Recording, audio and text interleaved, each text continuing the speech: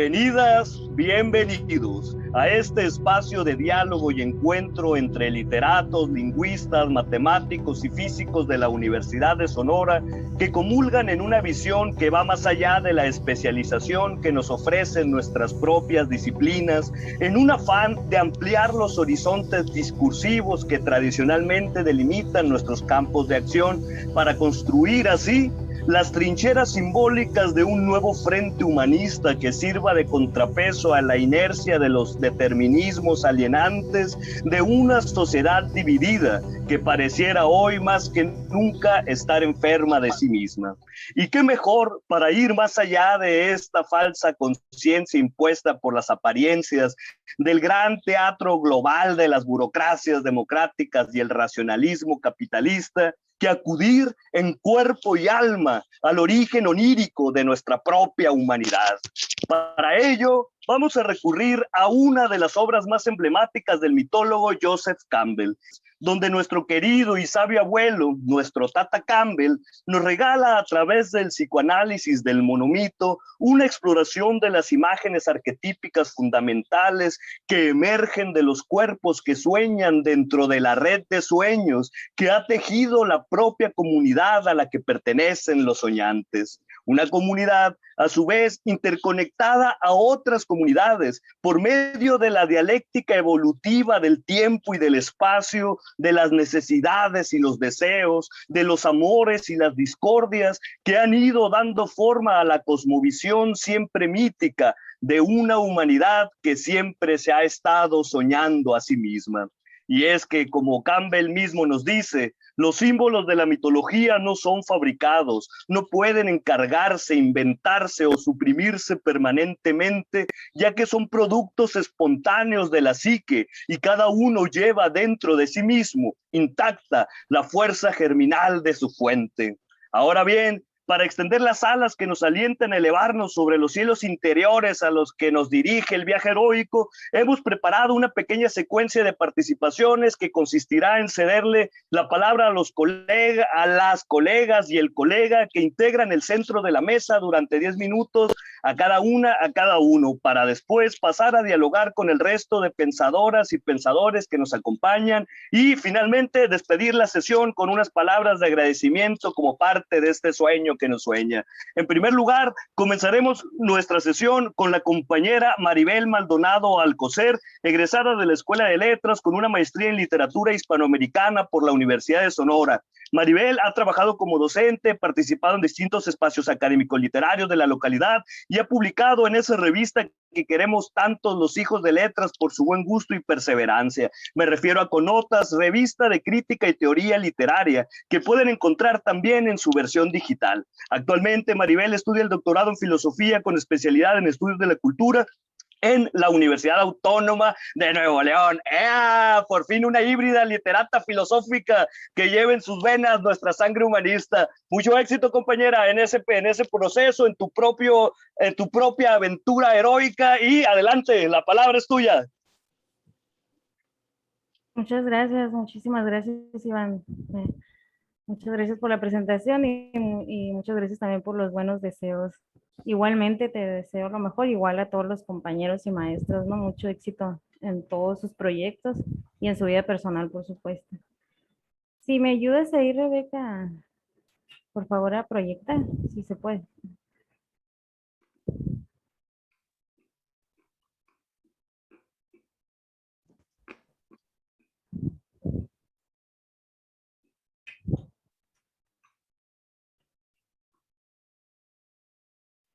Bueno, pues, bueno, ya Iván, pues, dijo un poco de lo que trata el libro, pues, ¿no? En términos generales. Y pues aquí puse de que es del año del, bueno, su edición en inglés es del 49 y Joseph Campbell, pues, fue un antropólogo y mitólogo estadounidense, ¿no? Que, pues, este libro es muy importante, no solo en los términos de la antropología, sino en términos literarios, ¿no? Porque es una teoría de la que se ha partido, ¿no? Para explicar muchas cosas de cómo están construidas las narraciones o de los personajes.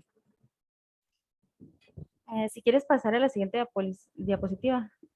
Bueno, yo me centré un poquito más en el prólogo porque, que es que explica el monomito, porque se me hizo muy interesante este concepto que implementó Campbell, que él dice que lo tomó de la novela de Phineas Wade ay, perdón, se me olvidó el nombre, de, este, de James Joyce, Sí. ajá, perdón, de James Joyce, ya me acordé. Ajá. Entonces, pues vemos que en el libro se explica que el concepto se refiere a toda esa estructura o meta historia que tienen en común todas las mitologías y también los cuentos de hadas de diferentes culturas o sociedades. Todos esos elementos, personajes, símbolos, pues que se van repitiendo y que tienen verdades ocultas, pues no, y que por eso no pierden trascendencia o significación dentro de la sociedad y dentro de la estructura social, porque responden a esas necesidades, pues humanas universales, pues no. Claro, el autor dice que esta interpretación que le da desde el psicoanálisis, que le parece muy importante porque el psicoanálisis es el análisis del inconsciente, ¿no? Del subconsciente humano a través de los sueños y de otros elementos de acción, ¿no? Pero principalmente de los sueños, ¿no?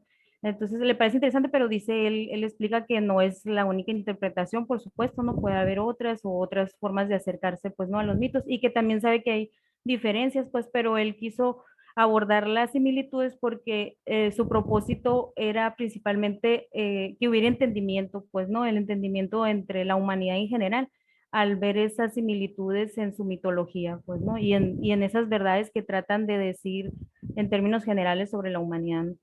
Si quieres pasar a la siguiente diapositiva, por favor.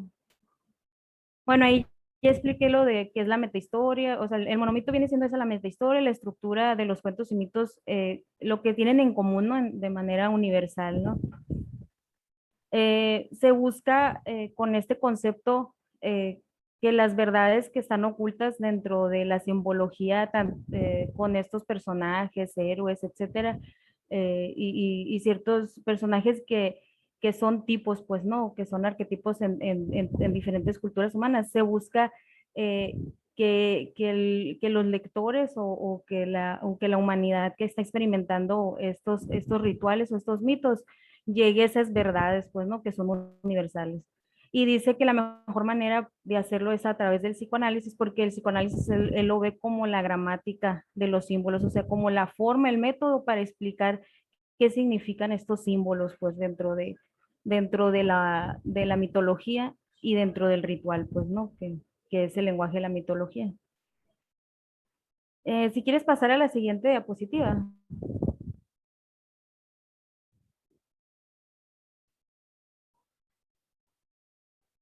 Bueno, ya también mencioné que, pues, al hacer este tipo de análisis, pues busca lograr un entendimiento, ¿no? Entre los humanos. El mito, él lo ve como, bueno, el sueño, él lo ve como el lugar ese donde salen donde se reflejan las necesidades o las carencias que quisiera uno tener de manera subconsciente o de manera inconsciente y que en el sueño son muy individuales, muy personales, pero a través del lenguaje del mito o a través de estas figuras y símbolos de la mitología se vuelven algo colectivo, pues algo que se puede compartir con los demás, algo intersubjetivo, y entonces se le da esa dimensión cultural. La cultura entendida como las formas y los métodos que a las prácticas comunes le dan significación, pues, y le dan sentido, pues, eso que nos separa de lo meramente animal o instintivo y que hace que la vida tenga un significado más allá, eso es lo que se le llama cultural, pues, ¿no? En este aspecto. Si quieres pasar a la siguiente diapositiva.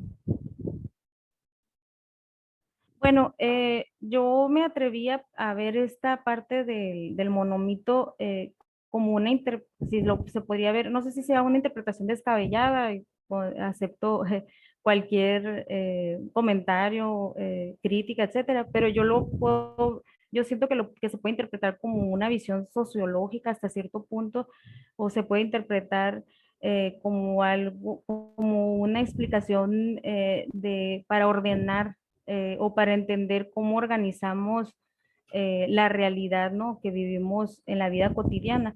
Me basé, por ejemplo, en el texto es un texto que yo expuse que se llama Los fundamentos del conocimiento en la vida cotidiana. Es de los sociólogos Peter L. Berg y Thomas Luckmann. Y ellos, bueno, es un capítulo de su libro que se llama La construcción de la realidad social.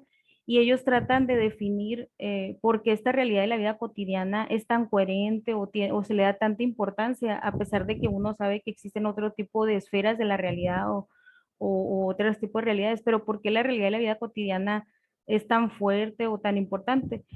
Pues porque ellos explican que esta realidad es tan importante porque a través de ella los hombres la interpretan, la realidad de la vida cotidiana, los hombres la interpretamos como una realidad subjetiva, pero que objetivamos, que nosotros le damos coherencia, objetivamos a través de que forma parte de nuestro aquí y ahora, o sea, de un espacio específico y de un momento específico y que también compartimos con otros, o sea, no solo parte de nuestras subjetividades, sino que al objetivar estas subjetividades, o sea, al volverlas objetivas, se comparte con otras personas esta subjetividad y se vuelve objetiva y se vuelve, y se vuelve una comunicación intersubjetiva, pues no, entonces eso es lo que le da coherencia pues a la realidad de la vida cotidiana, pues, y hace que se vea como completa y suficiente y que rara vez se le cuestione. Claro, se le puede cuestionar, pero rara vez se le cuestiona al sentido de quererla transformar por completo, ¿no? Y cambiar y vivir en otro tipo de realidad, ¿no? O sea, siempre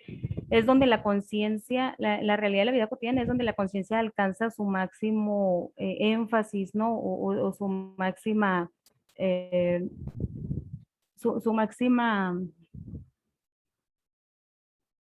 pues sí, su máxima atención, ¿sí? Porque es a través de la conciencia también eso que mencionan los autores estos que yo estoy usando como para interpretar lo del monomito, es que la conciencia es a través de la cual conocemos las cosas o aprendemos de las cosas, ¿no? O sea, no por sí mismo uno aprende en términos de tomar, sino que es a través de la conciencia que se mueve, pues, ¿no? Y que uno es consciente de los objetos. Y se busca objetivar estos objetos para volverlos intersubjetivos, o sea, para que sean compartidos, ¿no? Por toda esa, esa comunidad, ¿no? Pues para que sean comunes, pues, ¿no? Y es cuando se hace coherente, pues, y se hace epistemológicamente compleja, ¿no? Y suficiente esa realidad. Entonces yo lo veo el monomito como, o el mito, pues como la forma de objetivar, perdón, de hacerlo objetivo, esa realidad que se presenta en los sueños, pues, ¿no? En los sueños, los personajes o símbolos que aparecen en los sueños, son así, están así como nada más relacionados con la intimidad de la persona, pero gracias al lenguaje del mito, estos pueden hacerse generales, pues pueden despersonalizarse y volverse comunes a una sociedad o cultura o comunidad. Entonces yo lo veo como que el monomito y la mitología en general es la forma de objetivar pues de esa realidad, pues, ¿no? Por ejemplo, la conciencia es capaz de moverse a otras esferas de la realidad, sin embargo, como se mueve a otras esferas de la realidad, puede traer pues esos símbolos y gracias al lenguaje simbólico, volverlos comunes pues a los seres humanos y que la mayoría de las personas digan, ah, yo también me siento identificado, pues no, o si he sentido esas necesidades y que se pueden expresar y hacerse universales gracias al lenguaje mitológico. Bueno, aquí también pues ya veo lo que el autor propiamente dice sobre los sueños, ¿no? Que en los sueños se refleja esas necesidades o esos deseos que fueron, que no han podido cumplirse, pues, y que se desean llevar a cabo, pues, ¿no? Pero a través del lenguaje mitológico o a través de la presencia del psicólogo o del psicoanalista con el psicoanálisis, se le puede dar forma y sentido, ¿no? Más allá de lo individual y puede tener esa trascendencia universal, pues, ¿no? Y al tener esa trascendencia universal, va a reflejar las verdades ocultas, pues no, o va a revelar esas verdades que están ocultas. Y bueno, lo último ya nada más es que a través de las tipificaciones, o sea, la realidad nosotros la volvemos objetiva porque gracias a las tipificaciones que hacemos de ciertos personajes, gracias a las tipificaciones que hacemos de ciertos personajes, es como vamos aprendiendo esos objetos, bueno, de tipificaciones que hacemos tanto de personas como de objetos, etcétera. Por ejemplo, una tipificación de la vida cotidiana sería el inglés, el cliente, la mujer, etcétera. No, o sea, tenemos ciertos conocimientos de cómo acercarnos a esas personas de acuerdo a ese conocimiento, ¿no?, que tenemos de ellas. Y ya de acuerdo a que si tenemos una relación más íntima con ellos o no, pues se pueden complejizar, ¿no?, estas tipificaciones. Pero en la mitología la tipificación es muy importante porque nos ayuda a aprender y a conocer estos personajes, pues, ¿no? Y a darles esa trascendencia, ¿no?, para que se vuelvan comunes, pues, ¿no? A, a las realidades de las culturas y de las sociedades, ¿no? Muchísimas gracias, colega, compañera, hermana.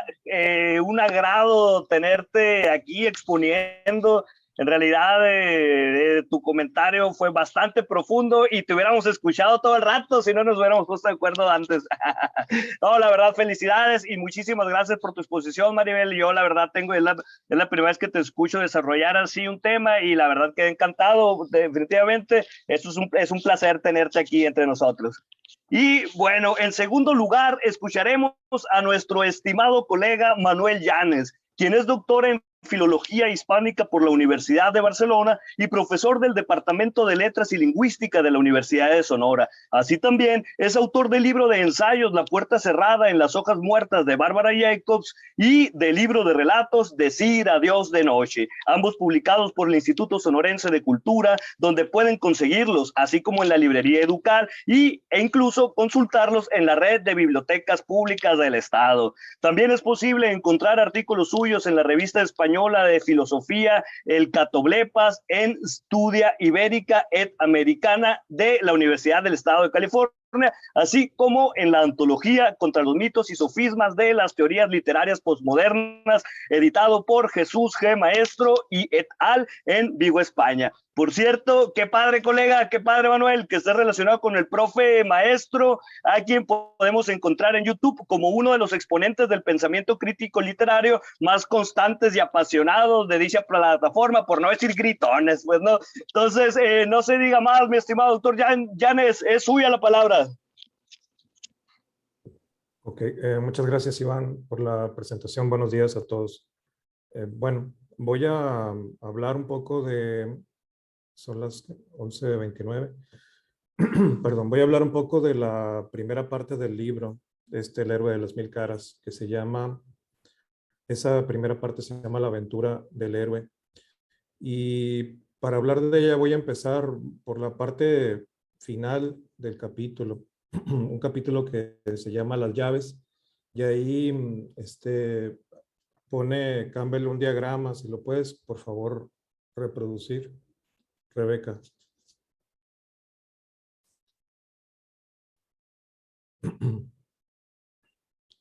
Bueno, ese es el diagrama que aparece ahí al final de la primera parte del libro de la aventura del héroe. Y ahí Campbell resume, pues precisamente lo que es, ese es la aventura, el resumen de la aventura. Campbell lo que hace, pues es a partir de consulta textos de los épicos, textos épicos, o textos mitológicos de diferentes culturas, desde los más conocidos, como la Odisea, por ejemplo, hasta textos pues más oscuros, ¿no? Por ejemplo, de tribus de Australia, tribus de Nueva Zelanda, indígenas de varias partes del mundo. Entonces lo que hace es que encuentra una serie de patrones que se van replicando, y con esos patrones establece, digamos que un listado de puntos que se repiten, ¿no? Precisamente, y establece una estructura, ¿no? Que es precisamente lo que él llama la aventura del héroe.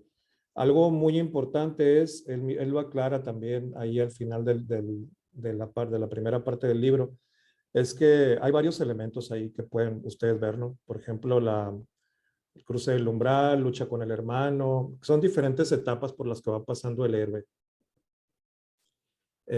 Pero son varias, como pueden ustedes ver, pero no tienen que aparecer todas en una historia. Puede aparecer una parte, por ejemplo, en la Odisea, ahí en la parte derecha, en la parte de arriba, la llave dice regreso. La Odisea tematiza esa parte de la aventura del héroe, la vuelve como la parte principal. Entonces, porque el 80% bueno, no tanto, ¿no? Porque también vemos la historia de Telémaco y esto, pero buena parte de la Odisea está formada por el regreso de Odiseo a Ítaca, ¿no? Entonces, no tienen que aparecer todos los elementos, pero digamos que estos son los elementos básicos que forman la estructura de la aventura del héroe. Voy a leer rápidamente así un párrafo donde resume, hace un resumen del diagrama Campbell. Dice, el héroe mitológico abandona su choza o castillo, es atraído, llevado o avanza voluntariamente hacia el umbral de la aventura. Allí encuentra la presencia de una sombra que cuida el paso. El héroe puede derrotar o conciliar esta fuerza y entrar vivo al reino de la oscuridad. Batalla con el hermano, batalla con el dragón, ofertorio, encantamiento, o puede ser muerto por el oponente y descender a la muerte, desmembramiento, crucifixión. Detrás del umbral, después, el héroe avanza a través de un mundo de fuerzas poco familiares y sin embargo extrañamente íntimas, algunas de las cuales lo amenazan peligrosamente. Pruebas. Otras le dan ayuda mágica, auxiliares. Cuando llega el nadir del periplo mitológico, pasa por una prueba suprema y recibe su recompensa. El triunfo puede ser representado como la unión sexual del héroe con la diosa madre del mundo, matrimonio sagrado, el reconocimiento del Padre Creador, concordia con el Padre, su propia divinización, apoteosis, o también, si las fuerzas le han permanecido hostiles, el robo del don que ha venido a ganar. Robo de su desposada, robo del juego. Intrínsecamente es la expansión de la conciencia y por ende del ser, iluminación, transfiguración, libertad. El trabajo final es el del regreso. Si las fuerzas han bendecido al héroe, ahora éste se mueve bajo su protección, emisario. Si no, huye y es perseguido. Huida con transformación, huida con obstáculos. En el umbral del retorno, las fuerzas trascendentales deben permanecer atrás. El héroe vuelve a emerger del reino de la congoja, retorno, resurrección. El bien que trae restaura el mundo. Elixir. Entonces, como ven, en ese párrafo, Campbell resume el contenido de todo, de los, como, no sé, más de 100 páginas anteriores del libro. Pero, como les digo, pues es muy importante tener en cuenta que no todos esos elementos aparecen siempre en todas las historias, ¿no? A Campbell le hicieron una entrevista, se hizo una serie de televisión que se llama Joseph Campbell y el poder del mito, donde una persona, Bill Moyers, entrevistó a Campbell en el rancho Skywalker de George Lucas, y Campbell murió en el 87 y esa miniserie se empezó a emitir en el 88, fue póstuma, ¿no? Y ahí él, por ejemplo, dice algo que replica en la parte final del libro, que el héroe ahora está en crisis, ¿no? Que ahora vivimos en un mundo gobernado por la economía, por otro tipo de factores. Entonces, que esas cuestiones de la mitología y del heroísmo han quedado marginadas. Pues eso es más o menos lo que dice Campbell. Y le pregunta a Bill Moyers si el cine, por ejemplo, podrá ahora desempeñar ese papel que antes desempeñaban los mitos. Y él dice que puede ser, que no está seguro, pero que puede ser. Y ella discuten unos fragmentos ahí de Star Wars, donde él encuentra eco de precisamente esas ideas, ¿no? Por eso están en el rancho ahí de George Lucas, ¿no? El creador de Star Wars. Bueno, entonces voy a a mencionar algunas cosas en lo que me queda de tiempo. Voy a mencionar algunas cosas que me llamaron la atención de la primera parte del libro, que me parecieron muy llamativas.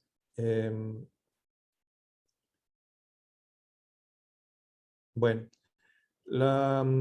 lo primero es que Campbell establece hace una analogía, no homóloga, pero sí hace una analogía. Digamos que ese es un método de escritura, de composición, hacer analogías entre los diferentes mitos del mundo. Por ejemplo, hace una analogía, que no homologación, repito, entre la historia de Buda y la historia de Jesucristo, por ejemplo, ¿no? O también entre diferentes héroes que son hijos de Madre Virgen. Por ejemplo, para volver al caso de Star Wars, quienes hayan visto estas precuelas de Star Wars, el episodio 1, 2, 3, estas, recordarán que Anakin, que es Darth Vader en su niñez, pues es hijo de una virgen, ¿no? La madre de Anakin dice que no sabe cómo, pero ella quedó embarazada. Entonces, pues Anakin es una suerte de Mesías, pero un Mesías ahí pervertido, ¿no? Un Mesías corrupto. Y así hay como variantes, ¿no? Siempre se está como replicando esta cuestión, por ejemplo, del Mesías, del elegido, el único, ¿no? Y frecuentemente son hijos de vírgenes, como Jesús, ¿no? Entonces, por ejemplo, ahí Campbell cuenta la historia de Buda y las 4 señales con las que se encontró.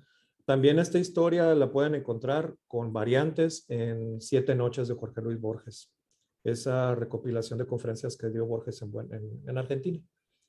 Entonces, ahí en 7 noches hay un capítulo dedicado al budismo y ahí cuenta esta historia. Cómo el príncipe Buda, bueno, antes de ser Buda, ¿no? Antes de ser Buda se llamaba de otra manera Gautama, el príncipe Gautama, pues vive en un palacio. Su padre sabe que él va a recibir el llamado para convertirse en el Buda. Entonces lo que hace es rodearlo de mujeres, rodearlo de placeres sexuales, carnales, de bebida, de comida, para que él se vuelva, pues eso, se quede ahí en el palacio. Pero eso, Campbell dice que irónicamente eso hace, como se harta, muy joven, el príncipe se harta de todos esos placeres, pues le queda la inquietud por descubrir otras cosas. Entonces un día sale del castillo y ve a un viejo y le pregunta a su chofer ahí, al chofer del carruaje, quién es, y es un viejo, y luego se encuentra con un monje, ¿no? Y luego se encuentra con alguien que medita. Entonces esa es la llamada, digamos, que recibe, ¿no? Que recibe para convertirse en el Buda y pasar una serie de pruebas. Campbell es un gran narrador, cuenta historias, pero también él ahí las va dosificando. Por ejemplo, cuenta la historia del príncipe persa que no quiere casarse y que está destinado a encontrarse con una princesa que vive a muchos kilómetros de ahí, que tampoco quiere casarse. Pero ellos dos son unidos por la intervención de unos personajes mágicos, unos demonios, unos genios ahí. Entonces, esa historia no nos la cuenta, que es de las 1001 noches, no nos la cuenta de golpe, sino que la va dosificando y va contando la información poco a poco, de acuerdo con los intereses de su libro. Bueno, hasta aquí, y ya mis compañeros van a profundizar en todo esto. Gracias. Muchísimas gracias, doctor Llanes, por su participación, por sus palabras, por su reflexión y por mostrarnos ese diagrama, porque sí era importante por lo menos echarle una ojeada al circuito total, pues, de este viaje en el que se estructura y reestructura una y otra vez nuestra voluntad de ser y vivir. Y muy bien, ahora con nosotros un personaje tremendo de nuestra familia literaria, nuestra hermana Bárbara, quien se autodefine como Pat Holder, algo así como soporte acoginado para mouse. Y claro, además, no podía ser de otra manera, se autodefine como una poeta y una loca que además de estas gracias, tiene una maestría bajo el brazo y en estos momentos anda de doctorante en humanidades. Finalmente, en una nota al pie, nos aclara que no tiene nada que ver con los académicos del CONACYT a los que anda investigando la ley, porque ella misma es la ley. ¡Vámonos! Sin más que decir, le cedo la palabra a mi hermanita delirante que tiene por apellido una singular onomatopeya. Con nosotros, Bárbara Poff. Wow, nada de lo que dijo es cierto. O todo lo que dijo es cierto. Muchas gracias, Iván. Hola, me da mucho gusto estar aquí con ustedes. Me da mucho gusto haber regresado de alguna forma. Y yo les voy a presentar, trataré de ser muy breve porque Iván nos dio 10 minutos, pero yo creo que puedo explotar su cabeza en uno. Entonces, aquí venimos. Bueno, yo les quiero contar realmente cómo fue mi encuentro con el viaje del héroe de Joseph Campbell y cómo ha sido este viaje que yo misma he tenido que realizar porque, bueno, como ya comentaron nuestros compañeros, este viaje lo puedes encontrar, ¿no? Y bueno, les voy a leer unas palabras y a ver qué opinan. Me gustaría mucho entrar a las dudas, a las preguntas después de esto.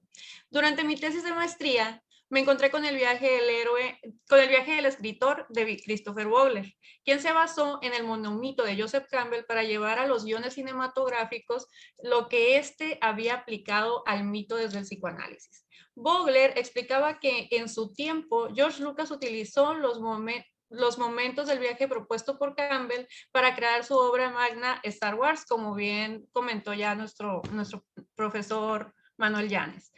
Fue así como a nivel maestría comencé a aplicar los momentos del viaje propuestos por Vogler, a su vez inspirado por Campbell, en 4 películas de princesas Disney, que eran La Cenicienta de 1950, La Bella y la Bestia de 1991, Enredados del 2010 y Moana del 2016. Es importante mencionar, y aquí viene lo interesante de este viaje heroico, que una vez que te encuentras con el viaje del héroe, puedes verlo no solo en los mitos, no solo en las leyendas, no solo en los cuentos, sino también en tu vida y en tu día a día. Pues ese mito primigenio se basa en las preguntas, respuestas y preocupaciones a las que nos hemos enfrentado los seres humanos a lo largo y ancho del globo. Durante mi propio viaje como doctorante, en su momento intenté aplicar este modelo de Campbell para subir el nivel de complejidad, al análisis de los cambios al análisis de los cambios que ha presentado el personaje de Cenicienta en distintos momentos de la historia, como una continuación de mi tesis de maestría, pero esta vez enfocada a un héroe que ha marcado en gran medida las formas de ver el mundo de muchas personas, Cenicienta. Pero se presentó la dificultad de que el monomito de Campbell, como él mismo explicó en el prólogo presentado por nuestra compañera Maribel, no puede adaptarse por completo a obras artificiales. Esto artificiales lo traigo de Vladimir Prop, que se refiere a una obra artificial es la que no es oral, sino que es creada por un autor, ¿ok? O escrita por un autor. Entonces, bueno, como les decía, Campbell como explicó que el prólogo es presentado por nuestra... que el prólogo no puede adaptarse por completo a obras artificiales, pues él se enfoca en los mitos aparecidos sobre todo en el mundo occidental, ya que las obras que propongo analizar no pertenecen del todo a la tradición oral, sino que han sido escritas por autores que recogen, pero también modifican el cuento adaptándolo a las exigencias y necesidades del tiempo histórico en que aparecen a sus preferencias literarias también. Mi llamado a la aventura ha sido una prueba y error constante, hasta que mi mentor, nuestro querido Pancho González, me ayudó a encontrar el camino, poner como metodología un propio modelo de viaje heroico. A partir del análisis de propuestas como las de Vladimir Prop, el mismo Joseph Campbell, Christopher Vogler y la doctora Maureen Murlock. Mi propuesta de viaje heroico busca ser más sencilla, incluyente y libre, pues tiene el objetivo de poder aplicarse tanto para el análisis como para la escritura de obras literarias y tener una estructura llana que permita ser realizada por escritores y hermeneutas de todas las edades, con protagonistas y héroes que puedan ser masculinos, femeninos o pertenecientes a cualquier espectro del ancho abanico de posibilidades. El objeto de estudio de esta tesis doctoral son La Cenicienta o el Zapatito de Cristal de Perrault, Spinetta, La Cenicienta de Madame d'Aulnoy, ambos del año 1697, Cenicienta de los hermanos Grimm de 1812, pero bueno, ahorita en los comentarios se verá, y como versiones cinematográficas, una vez más, Cenicienta de Clyde Jerome, de 1950, de Disney, para aclarar, pero ahora desde su adaptación al folclore, o sea, cómo se adaptó en ese momento el personaje a las ideas, a los pensamientos de esa época de 1950. Y también Por Siempre Cenicienta, estoy diciendo los nombres en español para mayor entendimiento de todos, ¿no? Por Siempre Cenicienta del director Andy Tennant de 1998, y por último la reciente versión musical de este cuento de la directora Kay Cannon para Amazon Prime del 2021. Eso es el trabajo que estoy haciendo en este momento, analizando las obras cinematográficas y bueno, ya este es el último año de doctorado, entonces tiene que llegar así barrido a las manos del maestro Pancho, pero es algo muy importante mencionar que la misma Cenicienta está presentando ese viaje, ese llamado del viaje del héroe, y ha pasado por todos estos momentos como personaje también, porque ha estado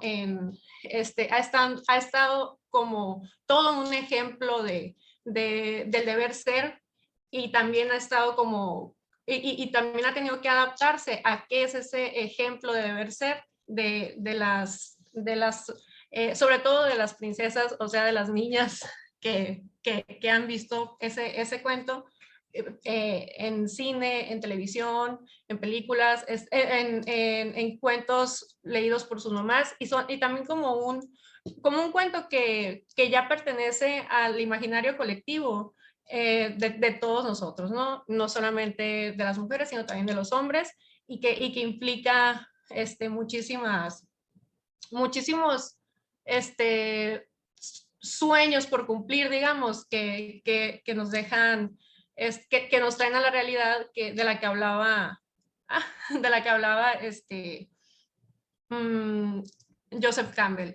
Entonces, como pueden ver aquí, esta es mi propuesta de viaje con los colores, y yo les puedo explicar cómo tanto lo que habla Prop, las 31 funciones de Prop, como los 17, creo, momentos del viaje de Campbell, tienen un gran parecido con lo que proponen Murdock y Vogler más actualmente, y con la propuesta que yo doy, que es mucho más pequeña, es mucho más sencilla, para que, por ejemplo, un niño que quiere escribir un cuento pueda basarse en ella, o un adulto, etcétera. O sea, que sea fácil de comprender. Entonces me alejo bastante del análisis, del psicoanálisis más bien, pero pues de todos modos la vertiente aquí está, ¿no?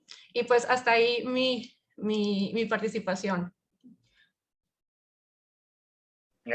Muchas gracias, Bárbara, muchísimas gracias. Es una matriz de esas complejas que necesitamos desplegar en un cine para poder analizarlas como debe de ser. Y muchísimas gracias por también recordarnos que nuestra imagen, nuestra infancia ha sido destruida una vez más, ¿no? Me acordé de esos videos de ¿quieres cómo destruir tu infancia en Disney? Y tracas cuando sale la verdad de los mitos, ¿no? La parte más dura, pues, de los cuentos enrosados de Disney. Bueno, en fin, finalmente cierra la mesa redonda nuestra compañera Norma Salguero, egresada de la maestría en literatura hispanoamericana y claro, cómo no mencionarlo, si esta área de los humanistas, reconocer, chulear y visibilizar los logros de las y los humanistas. Ella es un pilar fundamental en la organización y consolidación de este bendito espacio donde venimos a soñar este sueño que nos sueña, nomás por el gusto de seguir soñando. Con nosotros, nuestra hermanita profundamente mítica, Norma Salgueros. ¿Cómo me comprometiste, Iván? Qué bárbaro. Profundamente mítica, entonces voy a tener que resumir todo el libro. No, no es cierto. Muchas gracias, Iván, por la presentación. Muchas gracias a todos por su tiempo, por estar aquí un sábado más. Sí tengo aquí algo preparado que compartir, pero me saltaron también varios comentarios respecto a la participación de los compañeros, pero pues los voy a dejar para después. Voy a tratar de hablar de forma muy breve acerca de esa segunda parte del libro de Campbell, que es el ciclo cosmogónico. Insisto, de forma muy breve. De alguna forma, el ciclo cosmogónico del que nos habla Campbell en esa segunda parte del libro es como el gran programa cósmico en el que se instaura el viaje del héroe. Así como el héroe tiene su propio camino de transformación, de salida y de regreso, el universo también tiene su camino de esta manera, ¿no? De nacimiento, transformación, muerte y resurrección, es decir, volver a nacer, volver a hacer ese círculo, ¿no? Entonces, el héroe, como va en este camino, como tiene que fluir con ese movimiento cósmico, él tiene que ir adquiriendo estos saberes que le permitan concebirse como uno con ese movimiento, con ese cosmos en el que está encaminado. Si sentimos que esto se está poniendo muy místico, muy mágico, muy salido quizás de lo que esperábamos, porque allí dice psicoanálisis del mito, regresemos a esta misma idea que dice Campbell, ¿no? Que el mito, dice, no lo tenemos que interpretar literalmente. Querer hacer una interpretación científica o psicológica va a dejar a los mitos como relatos absurdos, y no se trata de eso. Se trata de ver en ellos estos símbolos, estas representaciones de, ¿no? Bueno, a lo que iba es que para instaurarse en ese viaje que forma parte del movimiento cósmico, el héroe tiene que ir adquiriendo estos saberes, ¿no? Entonces, estos saberes son pues muy variados, pero podemos resumirlos en hacer conciencia de la permanencia del ser, con mayúscula, el aceptar la inevitable culpa de vivir, los estoy mencionando así como Campbell los menciona, no vienen de mí, el saber que el Dios y la diosa son uno, pero que el Dios y la diosa también son él, y que por tanto el padre y la madre de los que viene son también una misma entidad. Y por tanto él, con esos de los que viene, con su origen y con el mundo, es también uno, ¿no? Otro saber que tiene que adquirir es el de, o otra tarea que tiene que cumplir es la destrucción de su yo, en el sentido de desapegarse de su identificación con la materialidad de la vida. Y esto no implica que goce con la muerte, sino que tiene que asimilarla como parte de la naturaleza, como parte del movimiento y como estrechamente vinculada a la vida. Es más, ni siquiera estrechamente vinculada a la vida, sino tiene que asimilar que vida y muerte son uno solo. Femenino y masculino son uno solo, oscuridad y luz, todos los contrarios, ¿no? Entonces, esa dualidad tiene que ser asimilada, pues, como una particularidad del mundo terrestre, no como una verdad, entre comillas, que venga desde arriba, ¿no? Algo también que tiene que saber, que aprender el héroe, es que la naturaleza o el reino de los dioses y este mundo terreno también son uno. Sin embargo, ese reino de los dioses está más allá de las categorías humanas. Y esto ya aterrizadito quiere decir que en ese mundo que está más allá del terrestre, no hay bien y mal, no hay vida y muerte, no hay separación entre masculino y femenino, no hay separación pues entre esta bondad y maldad. Todas estas categorías ahí se cancelan. Y las ejemplifica muy bien Campbell, así como decía el profesor Llanes, con estas múltiples historias, ¿no? Que como bien mencionó el profe Llanes, las va dosificando, decía él, conforme a lo que va explicando, ¿no? Entonces, vemos estos dioses, por ejemplo, que se burlan de los humanos, que confiesan que su propósito es engañar o que su propósito es sembrar discordia, porque si lo vemos en la perspectiva macro, en la perspectiva cósmica, ese sembrar discordia no es más que un mecanismo que permite el movimiento. Todo va un poco hacia esto, hacia la idea de un movimiento constante, de que lo único permanente es el cambio en esa naturaleza, en ese universo y en la vida humana y también en el mismo viaje del héroe. ¿Qué más? Bueno, en esa segunda parte, que es el ciclo cosmogónico, nos dice Campbell que este proceso del universo, ese universo del cual surge, él dice, un creador increado, que de alguna forma es como una fuerza que después va a crear un Dios creador, ¿no? Ya sé que suena muy confuso, pero la idea general es que hay un todo o un vacío del cual surge la creación. Y ese vacío del que surge la creación es un silencio y es como esa verdad última a la que tendría que llegar el héroe. Entonces el héroe continúa por medio de su viaje el mismo trayecto del universo. Es decir, el héroe es un instrumento del universo porque a través de él se realiza el destino del mundo. Insisto, estoy diciéndolo con los conceptos de Campbell, ¿no?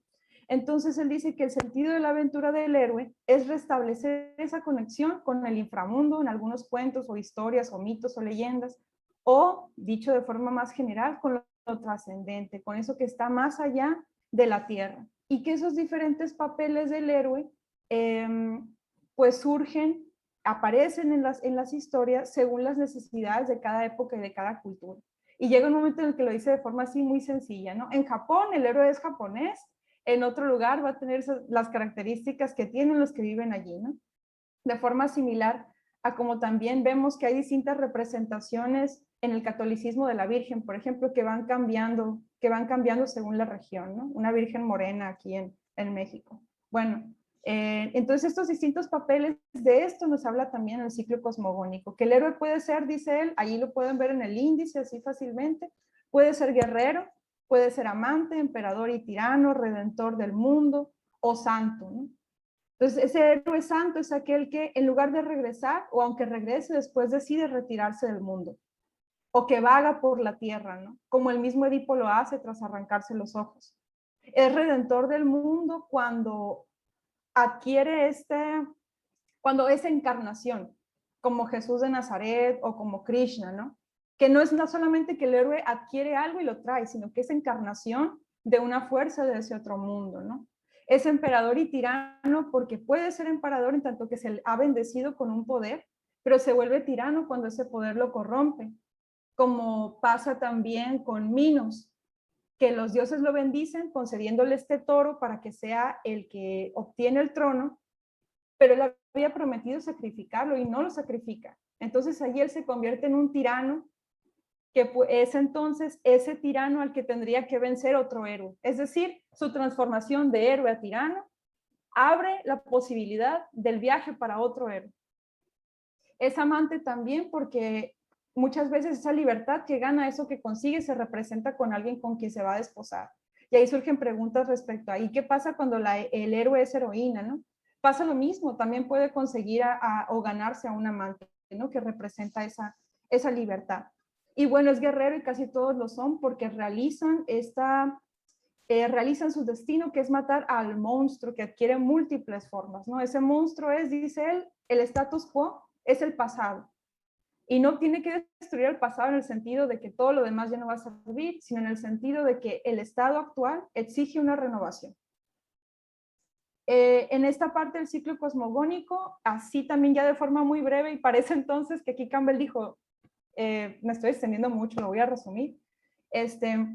Nos dice que así como el viaje del héroe tiene que terminar, porque también hay una partida del héroe, una partida hacia el reino de la muerte, que se ve muy bien en el libro de los muertos. Esa partida de la muerte es la disolución total del héroe, de su individualidad, y así también el cosmos, cuando se termina su ciclo, también se disuelve, ¿no? Entonces, de alguna forma, el viaje del héroe, toda vida humana, es representación también de ese ciclo cósmico que es, de forma así ya muy, muy resumida, un renacer, transformarse y volver a empezar. Renacer, transformarse y volver a empezar, ¿no? Entonces nos dice Campbell, no hay sistema final para interpretar los mitos y nunca lo va a haber, dice él, ¿no? Y la mitología es interpretada, dice, de múltiples formas y las menciona. Y la mitología efectivamente es todo eso, pero también es más. Y ya al final, cuando habla de la función del mito, no dice el mito sirve para esto, pero de alguna forma lanza las ideas que él deviene de la lectura de estos múltiples mitos. El hecho de que el individuo es fracción de una imagen total del humano, de que las ceremonias, los ritos hacen que el individuo se integre a una dinámica colectiva, de manera que le dicen, hey, tu individualidad no es tan importante como este esquema general en el que te estás insertando cuando vienes a la vida, ¿no? Y que el motivo de las ceremonias, además, es esa sumisión a lo inevitable del destino. El héroe es héroe no solamente porque se vuelva el más fuerte o el más poderoso, sino porque puede volverse poderoso en tanto que se somete a las fuerzas del destino y del universo, en tanto que acepta ese papel suyo, no de individualidad, sino de instrumento y de algo que se mueve pues constantemente. Bueno, ya se me acabó el tiempo, pero el caso es que así, en general, pues sí, todos los mitos que son uno, ese monomito del que nos hablaba Maribel, son distintas caras, pues diversas representaciones simbólicas de lo que podría considerarse la verdad, entre comillas, más evidente, no solamente para quienes estudian el mito, sino también incluso para los biólogos, y es que la naturaleza está en constante cambio, ¿no? El movimiento, el movimiento de la naturaleza siempre está ahí y depende de donde se le mire, es también una gran quietud, ¿no? Este cambio constante implica lo inevitable de la muerte, lo inevitable del cambio, y eso es precisamente el viaje del héroe y de todos, ¿no? Aceptar esas dinámicas que son ineludibles y que además nos hacen estar aquí. Bueno, con eso terminaría. Muchísimas gracias, hermanita cósmica. Les dije que era profundamente mítica, pues. Ahí anda reflejándose entre el microcosmos y el macrocosmos, pues. La señorona, pues. Ay, hermano Pisciano, ya me imagino las pláticas así cosmológicas que se han de aventar acá. Entre el Dios y la diosa, el padre y la madre y los hijos como uno. La destrucción del yo como esa vislumbre de la totalidad más allá del individualismo. Y fíjate, compañera, también quiero continuar antes de pasarle la palabra a los compañeros que por favor vayan levantando la mano sobre la función primaria de la mitología y el rito, porque también agarré esta cita, pues no, y esta función primaria sería la de suplir los símbolos que hacen avanzar el espíritu humano a fin de contrarrestar aquellas otras fantasías humanas constantes que tienden a atarlo al pasado. De hecho, el porcentaje tan alto de neuróticos entre nosotros se debe a que nos negamos a recibir esa efectiva ayuda espiritual. Permanecemos aferrados a las imágenes no conjuradas de nuestra infancia y por ello poco dispuestos a pasar las etapas necesarias de nuestra edad adulta. De ahí que sea tan importante los famosísimos rituales mágicos religiosos y chamánicos, pero también los así llamados ritos de iniciación, que se distinguen por ser ejercicios de separación formales y usualmente severos, donde la mente corta en forma radical con las actitudes, ligas y normas de vida del estado que se ha dejado atrás, así como la mariposa deja de ser oruga y se va volando. Entonces, a ver, compañeros, vamos a cederle la palabra a los siguientes participantes que, claro, están ahí levantando la mano, ansiosos de entrar al ciclo cosmológico y circular del eterno retorno, porque igual, o sea, entre los 4 o 5 aquí podemos seguir hablando, en dado caso si no hubiera comentarios, preguntas, comentarios, reflexiones, preguntas, comentarios, reflexiones que nos puedan regalar. Podemos igual seguir platicando. Ahorita que decías también, Norma, una otra función importante del mito es la continua recurrencia del nacimiento en tanto palingenesia para nulificar las inevitables recurrencias de la muerte. ¿Qué se parece? El héroe tiene la obligación de estar naciendo constantemente para que nuestras victorias nos vayan regenerando frente al trabajo que Némesis lleva a cabo y así poder superar una y otra vez la entrada en la muerte a través de la participación constante de la vida, donde una y otra vez volvemos a nacer. Entonces, igual, si quieren, en lo que los compañeros se animan a participar, pueden abrir los micrófonos y comenzamos a dialogar y que sea un poco más abierto. Iván, tiene la mano levantada Luis Ernesto. Muchas gracias, Rebeca. Es que comencé a hablar en lo que sí se levantaban. Muchas gracias. Adelante, compañeros. Y también el doctor Francisco González, veo que tiene la mano levantada. Sí, también. No, primero, está bien. Sí, gracias. Pues uno también festejo el regreso al seminario y me da mucho gusto estar de nuevo aquí con ustedes. Esta semana conocí el programa, la verdad me quedé con el ojo cuadrado de la gran capacidad que tuvieron de hacer no nada más estas mesas redondas, sino de invitar a gente que no cualquiera la trae, como el doctor Mauricio Beuchot, y me tocó también ver el video del doctor Samuel Arriarán, que también me dejó con un gratísimo sabor de boca su participación. Entonces, respecto a esta lectura de Joseph Campbell, de entrada a mí me agradó mucho. Yo lo que hice fue comparar un poco el pensamiento de Joseph Campbell con el de Mircea Eliade. Mircea Eliade es un historiador de las religiones, entonces dije voy a contrastar, a ver los dos personajes. Y lo que me impactó de entrada es las coincidencias que existen entre ambos. En cuestiones de edad, Joseph Campbell nació en 1904 y Mircea Eliade nació en 1907. Campbell murió en el 87 y Eliade murió en el 86. Mircea Eliade se desarrolló en su actividad académica y de investigación en la Universidad de Chicago, en Estados Unidos, y Joseph Campbell en una especie de college o en un college que se llama Sarah Lawrence College en Nueva York. ¿Qué me agradó de ambos personajes? Bueno, uno por el lado del psicoanálisis, abordando el tema del mito, y otro por el lado de la historia de las religiones. Pero hay coincidencias que marcan una especie de ruptura en su formación. En ambos casos tuvieron una relación que me da la impresión de que les cambió su esquema mental. Y está relacionado, en el caso de Campbell, con su trato con Jiddu Krishnamurti, se llama, en primer término. Entonces, Krishnamurti le despertó a Campbell el interés por la filosofía hindú, y posteriormente con Heinrich Zimmer. Y Heinrich Zimmer es un indólogo experto, entonces se hicieron amigos.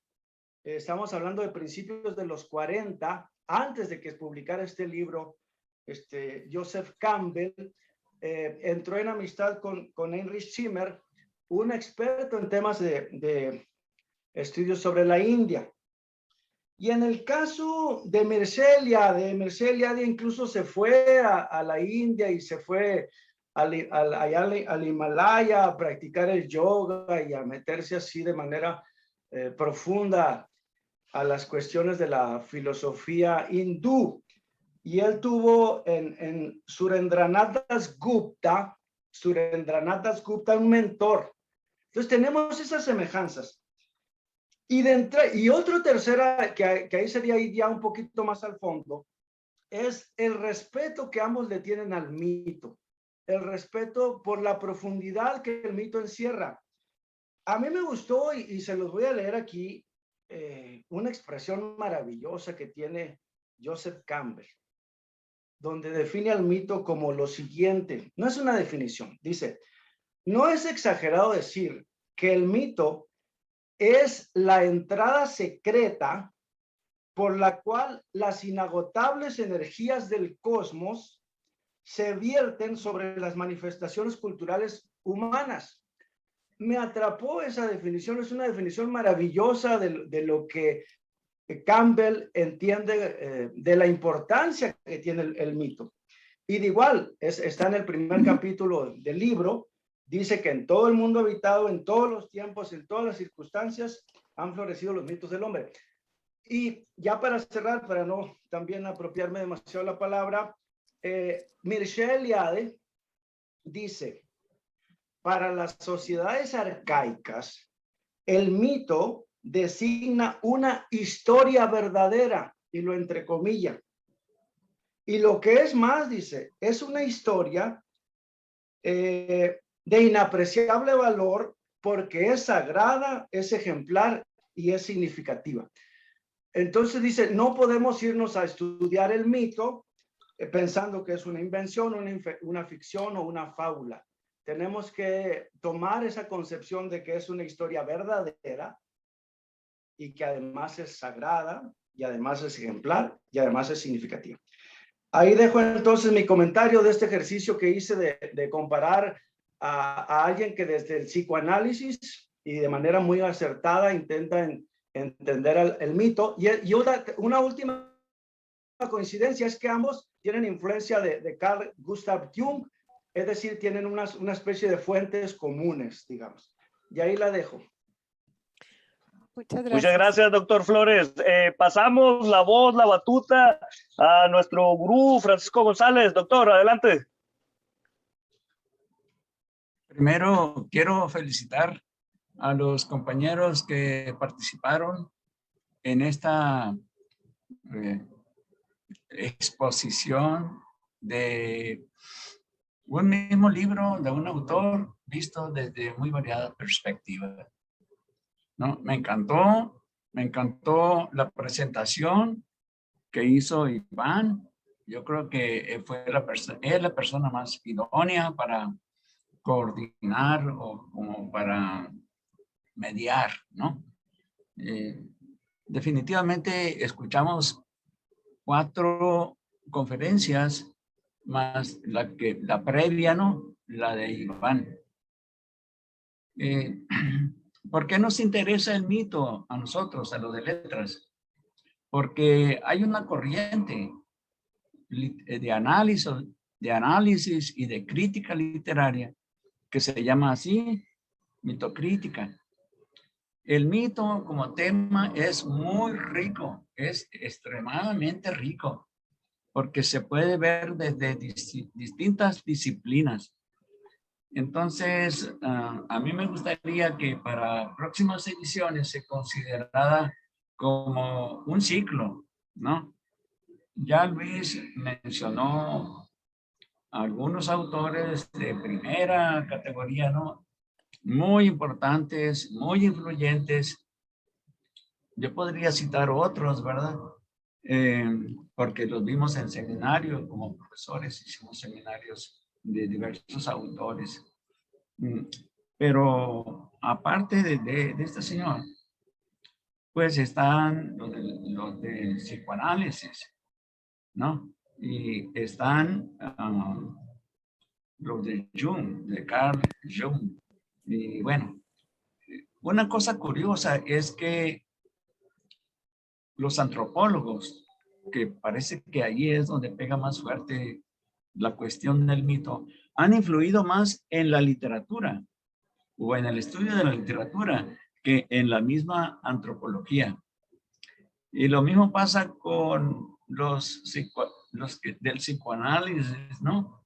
Que desde el estudio de los arquetipos han influido muchísimo en el estudio de la literatura.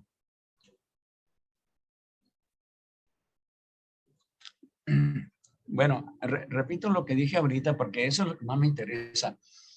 A nosotros nos interesa el mito no por sí, no por sí, porque bueno, sería nada más para ser más cultos, pero nos interesa porque somos estudiosos de una disciplina, pues. Entonces, habría que llevar el estudio del mito al análisis, ¿no? Tenemos que llevar la mitocrítica, que es una disciplina, bueno, aparentemente dejada de moda, porque esto estuvo muy de moda en los 70, en los 80, en los 90, pero ahorita está como olvidada, ¿no? Bueno, yo ahorita no recuerdo qué otra cosa iba a decir al respecto, pero este señor Fraser, James Fraser, es el autor de La Rama Dorada. Es muy importante Fraser porque propone, son hipótesis, pues muchas de ellas son hipótesis, no se puede afirmar que fulano es el mejor que el otro. Es Gilbert Durand, otro que propone cosas distintas a Fry, este señor, el canadiense Northrop Frye, aportan distintas cosas que han descubierto y propuesto que enriquecen la perspectiva de la mitocrítica. Entonces, con eso concluyo diciendo o enfatizando, sí, qué bien lo del mito, pero el mito para nosotros, para el análisis literario, para la teoría literaria. Gracias. Muchísimas gracias, doctor González, por esos autores tan emblemáticos que definitivamente integran el panorama del trabajo del mito. Yo también agregaría a Ernst Cassirer, Robert Graves, Gilbert Durand, creo que lo dijo, Gadamer, Derrida, Hillman y Levi Strauss. Pues no, son también algunos de los autores que trabajan este apasionante objeto de estudios. Mientras los compañeros que siguen en participar, si gustan los compañeros que integraron la mesa redonda también tomar la palabra, adelante. Por mientras voy a decir que los héroes son aquellos cuyo trabajo es el difícil y peligroso oficio del descubrimiento de sí mismo y de su desenvolvimiento, y que para cumplir con dicha misión han de atravesar el océano de la vida. Muy bien. Maribel, por favor. Gracias, Rebeca.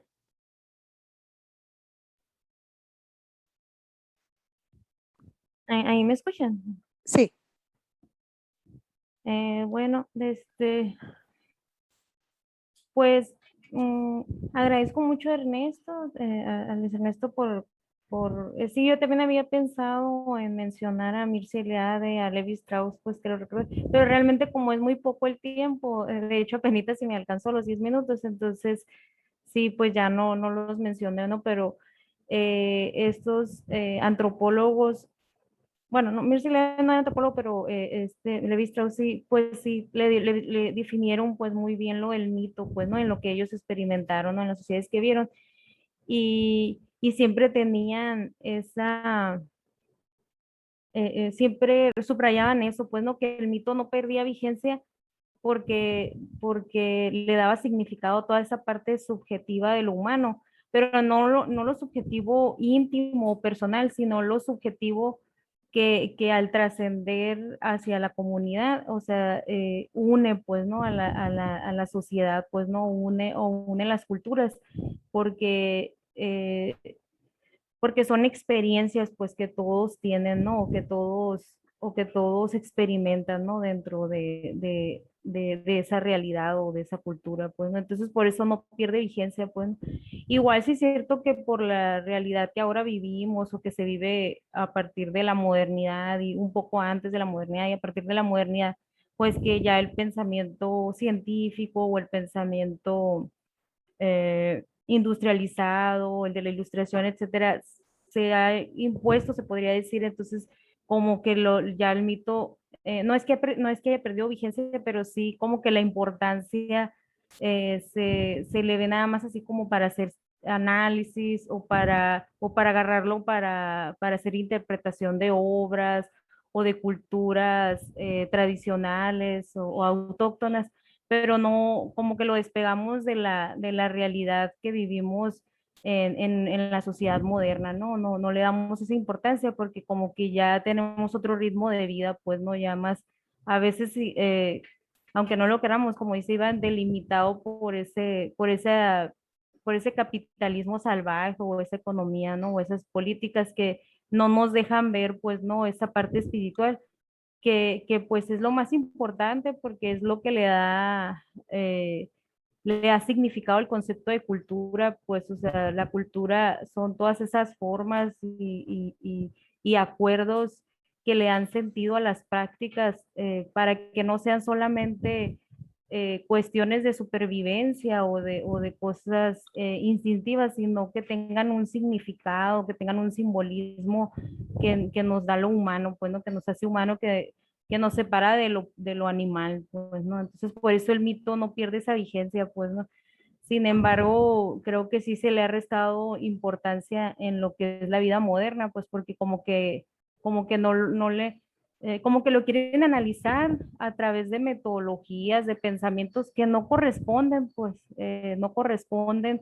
El mito se puede analizar de muchas formas, pero quererle imponer pensamientos o teorías que parten exclusivamente de, de del pensamiento científico, pues es muy útil, claro, el pensamiento científico en lo que significa progreso tanto social como económico, pero que está delimitado, pues, ¿no? Hasta cierta forma por, por, por una hipótesis y que esta hipótesis se demuestre en términos objetivos de algo que se haga concreto, ¿no? Que se pueda tocar. Entonces, a veces el mito pues no se puede así concretizar pues en algo físico, pues, pero sí se puede objetivar, o sea, sí se pueden, esos sueños que nosotros tenemos y todo ese mundo se puede objetivar, o sea, todos esos símbolos se pueden objetivar, pero a través de la convivencia, se objetivan, por eso yo quise hacer el análisis sociológico, puede estar equivocada, por supuesto, pero a mí me hizo ruido, me hizo esa concordancia de que puede tener esa objetividad del mito a través de la convivencia, de la significación o convivencia que se le da pues dentro de una comunidad, pues no, o sea, que es común a todos, que tiene significado, que tiene sentido, pues, ¿no? Dentro de nuestra vida, pues de nuestra vida humana y de nuestra vida cultural, ¿no? En términos generales. Y yo por eso lo veo que si ese lenguaje mítico, esa estructura del mito, todo lo que es la mitología, sí puede ser una forma o una manera de objetivar, o sea, de volver objetivo toda la subjetividad del espíritu y del alma, ¿no? Porque siempre se le ve así como que, ay, como muy apartado pues de la hora de nuestra perspectiva como muy científica o tecnológica. Y también lo espiritual y lo que es del alma, pues puede ser objetivo, pues, ¿no? Y creo que yo pienso que el mito pues le da toda esta objetivación, pues, ¿no? Toda esta parte intersubjetiva, pues, ¿no? Dentro de una cultura o sociedad. Muy bien, Ay, me gracias. gustó mucho también los autores que mencionó el maestro Pancho, que sí son muy importantes, es cierto, para entender por qué el mito sigue siendo eh, vigente, pues, ¿no? Dentro de nuestra sociedad. Muchas gracias, perdón. Gracias, Maribel. Y una cuestión así que también otro autor más bien que también ha tomado esto, pues Barthes, ¿no? Con el Mythologies, y eso pues que también va en el sentido de lo que puede ser la reflexión en cuanto a la sociedad en la que nos desenvolvemos en la actualidad, ¿no? Y cómo esa representación de la construcción simbólica no se queda nada más allá, ¿no? En, en los cuentos infantiles como dice Prob o como señalan estos autores, sino que pues como un buen mito vive, vuelve y revuelve y se construye constantemente en diversos espacios y en diversas, ¿cómo se dice? En diversas disciplinas, y por eso es por lo que pues estamos aquí también analizándolo, ¿no? Claro, en la literatura esto también toma mucho interés por esta significación, no siempre de lo que se habla es de lo que se está diciendo, ¿verdad? Entonces, o de lo que se está escribiendo. Entonces, estas representaciones simbólicas, estas representaciones míticas a diversos grados, por ejemplo, en el presente se puede ver en muchas escrituras contemporáneas también, ¿no? Que tratan cuestiones como la violencia estructural, como la violencia, la violencia física en muchos niveles, y que los héroes, ¿cuáles son los héroes? Por ejemplo, ¿no? Pienso en la Virgen de los Sicarios de Vallejo, por ejemplo, ¿no? O sea, ¿cómo se podría estudiar desde la literatura estos héroes, ¿no? A veces decadentes, puede ser, ¿qué dice Campbell? Muy bien, gracias. Maestro Pancho, ¿está levantando la mano o...? Se le quedó levantada de la otra vez, compañera. Muchísimas gracias por tu reflexión, mi hermana, mi colega también en esto de cimentar míticamente estos espacios. También, fíjate, cachando ahí tu reflexión, estaba catoteando, ¿será en la insuperable dimensión simbólica del paradigma mítico? Pues no, o sea, en realidad no podemos ir más allá del mito, dado que en ese momento de nuestra evolución bioestética se fermentaron, se forjaron en una relación intrínseca entre la subjetividad y la objetividad, pues estas imágenes arquetípicas, pues estos símbolos que siguen orientándonos y que al no poder superarlo, dado que son parte de nuestra constitución inconsciente, pues lo único que hacemos es renovarlos, reformarlos, y así las investigaciones de estos señorones lo comprueban. También eso me llevó a pensar en el Homo sapiens sapiens, que de doble pensador no tiene nada, pues no, y yo propondría más bien un Homo sapiens ludes habilis mythicus, algo así en una cadena de juego, pues no. Entonces, compañeros, ¿quién más les gustaría regalarnos sus palabras, sus comentarios, incluyendo los colegas que integraron la mesa redonda, para continuar con este diálogo? Manuel, doctor Llanes, adelante.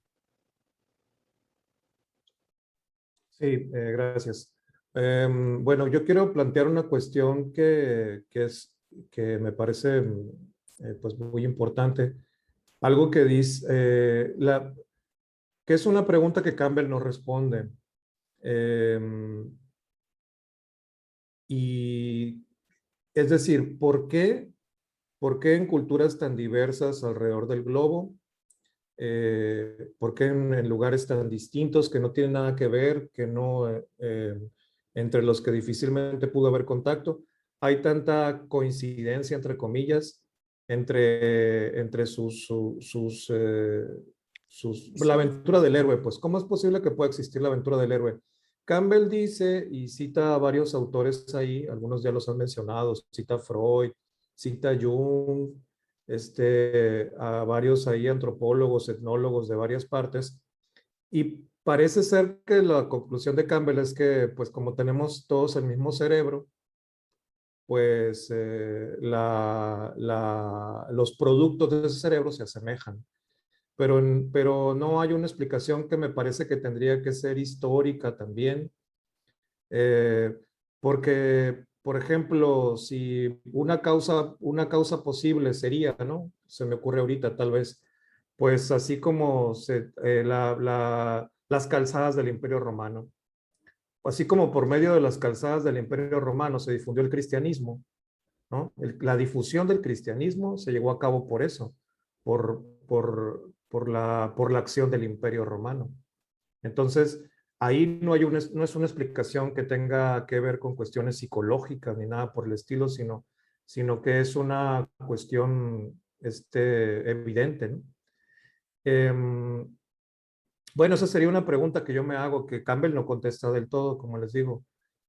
¿Por qué en culturas tan diversas hay estas supuestas coincidencias, ¿no? Esa sería es una pregunta más bien.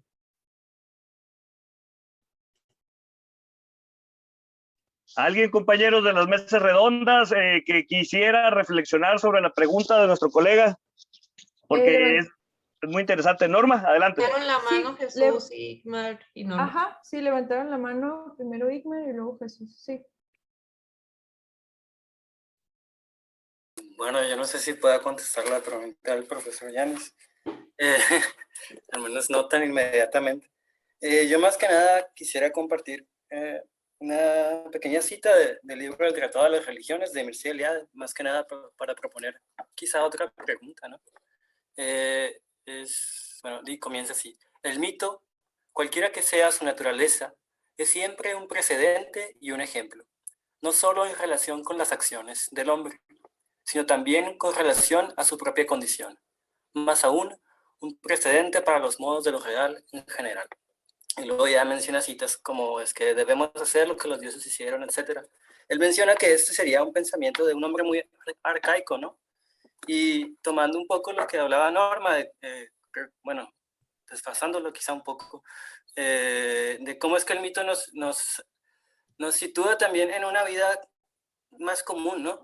Una vida donde estamos en relación con otros seres y nuestras acciones no son tan individuales. Ahí es donde a mí se me haría interesante, de alguna manera, entender cómo es que quizá en estos tiempos, como se dice casi siempre, pues más individualistas que ayer, quizá el hombre y la mujer, etcétera, se han vuelto mitos para sí mismos, ¿no? O sea, cómo es que ahora pocas veces tenemos la humildad, si se quiere, de tener figuras más allá de nosotros, ¿no? A las que quizá queramos aspirar a ser o convertirnos o por las cuales podamos sacrificarnos. Y de alguna manera el mito se ha vuelto pues nuestra propia condición frágil, ¿no? Y humana, ¿no? Y ese sería mi comentario. Muchas gracias, carnal, por estar aquí, por regresar, por emerger como un ave fénix mítico de entre las cenizas. Se agradece tu presencia. Compañeros, ¿quién más? Estaba Jesús y luego Norma y Maribel. ¿Qué tal? ¿Me escuchan ahí? Sí. Sí, sí, justamente esa pregunta también la estaba haciendo, la que hacía el profesor Yanes. ¿Cómo es que, cómo puede explicar entonces estos patrones, ¿no? Que se ven en culturas, por ejemplo, el dragón, ¿no? La figura del dragón. En culturas, civilizaciones que probablemente nunca se conectaron. Ahí yo creo que la explicación más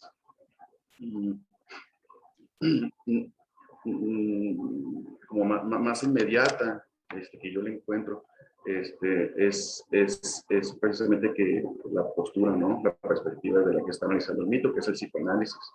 A partir del psicoanálisis está implicado una filosofía de la conciencia. Y entonces hablar de esta cuestión de la conciencia, como ya hemos platicado en varias ocasiones, es un problema porque implica cuestiones que no podemos entender a cabalidad. De hecho, en una de las partes, Joseph Campbell dice que relaciona el inconsciente, que sería este espacio, esto que se manifiesta por medio de los sueños y esto a lo que atiende el mito, como un espacio metafísico. Entonces, ahí ya estaría implicando cuestiones a las que no podemos acceder, pero que existen en potencia. Ahorita la explicación actual podría ser el cuánto, ¿no? Por ejemplo, ese espacio en el que existen todas las cosas como potencia.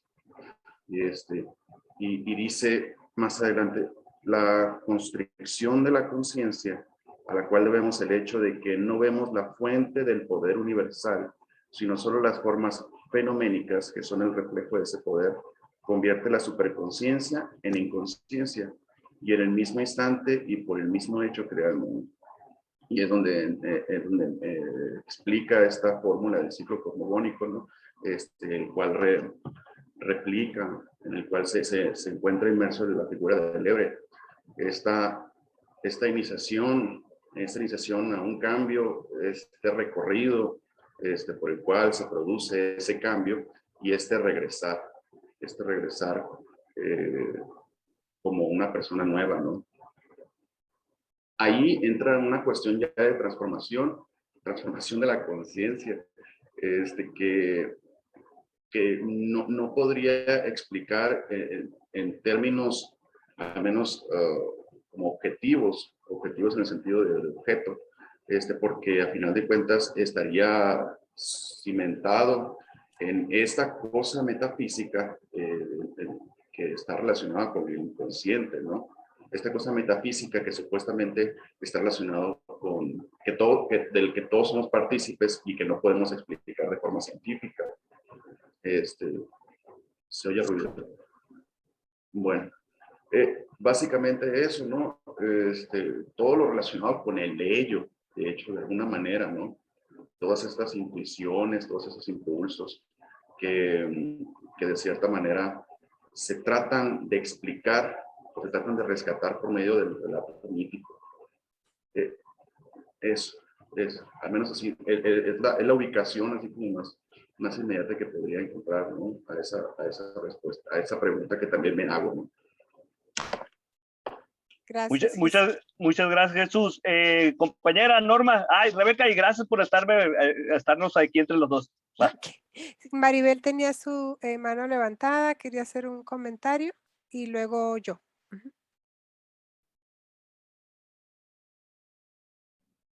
No, es que levanté el pulgar nomás, pero, ok. Pero no seguía normas. Muy bien, gracias. Y yo no levanté la mano, entonces adelante, Rebeca. Bueno, ok, así pásense todos la paleta y la pelotita, muy bien, no le hace.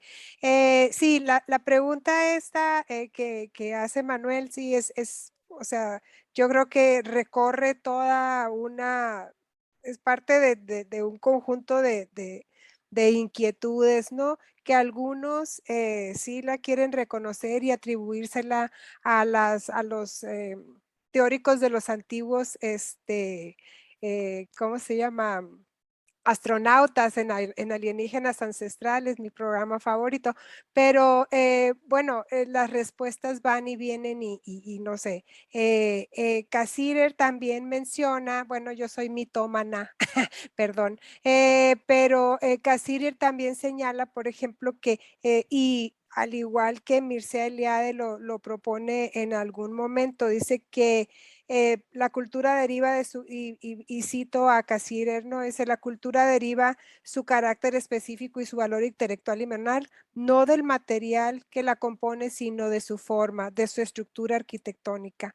Esta forma puede ser expresada con cualquier material sensible. El lenguaje verbal posee una ventaja técnica muy grande comparado con el táctil, pero con los defectos técnicos de este último no destruyen su uso esencial. Entonces, o sea, básicamente nos construimos, Eliade propone que alrededor de la fogata se crean todo este tipo de concepciones, ¿no? Entonces, todos los hombres venimos de estas reuniones, de estas, ¿cómo se llama?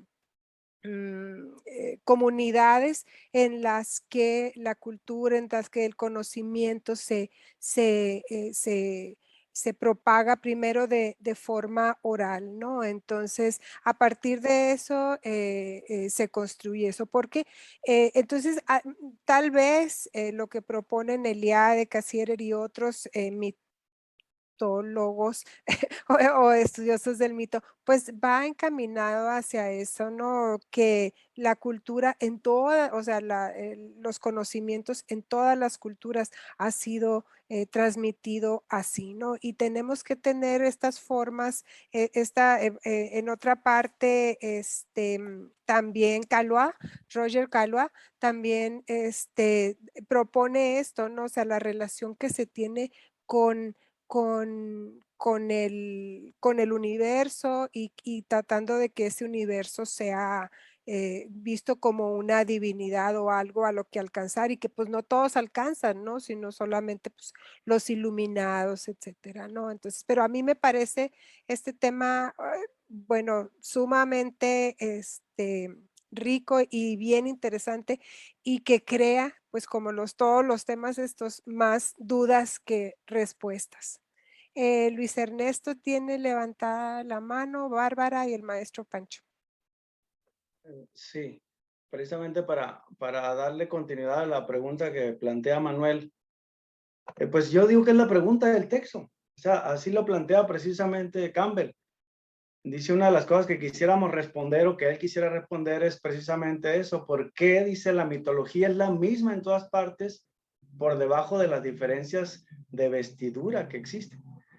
Y él ensaya una respuesta, dice, yo no nada más estoy respondiendo, lo han intentado responder este enigma, dice, los arqueólogos, los etnólogos, los orientalistas, y yo, dice, desde la psicología, desde el psicoanálisis específicamente voy a intentar dar una respuesta también. Y la propuesta que él hace, que es la que a mí me llama la atención, dice que tenemos una especie de arquetipo, pues un arquetipo mental, no sé si llamarle así, espero no estar malinterpretando a Campbell, que todas las personas los tenemos, incluso él dice, si tú vas a un lugar donde están las personas para intentar aliviarse de sus supuestos enfermedades mentales, también ahí te vas a encontrar con que el arquetipo existe todavía. Entonces, yo creo que el intento de Campbell es responder a la pregunta que Manuel nos recuerda, es la pregunta de fondo de la investigación completa. Habrá que ver si lo logra o no. Ok, muchas gracias, Luis Ernesto. Bárbara, maestro Pancho. Abra su micrófono, por favor. Está primero Bárbara, ¿no? ¿O salió? No la veo. No, ahí está, pero dice Bárbara, que... tu micrófono está apagado.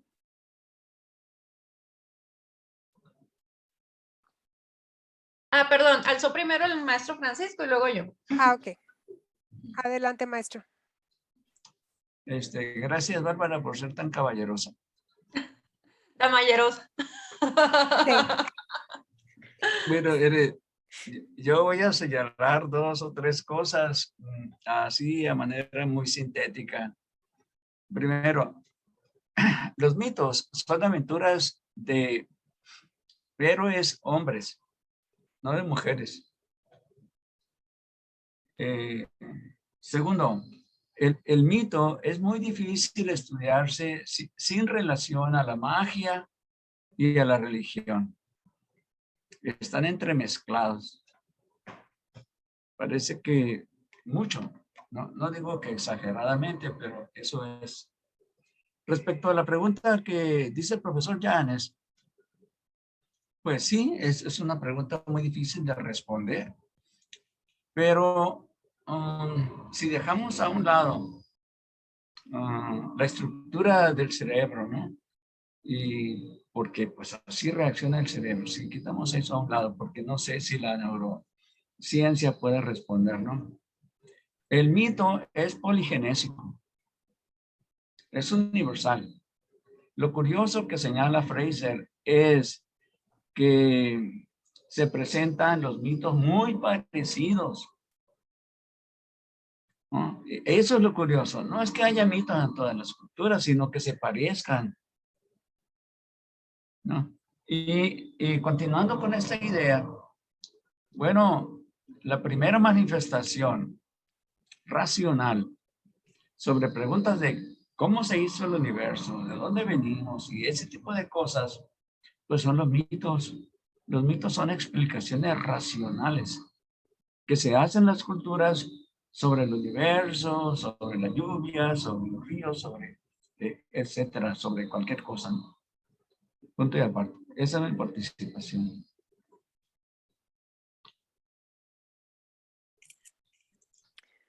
Muy bien, gracias, maestro. Bárbara.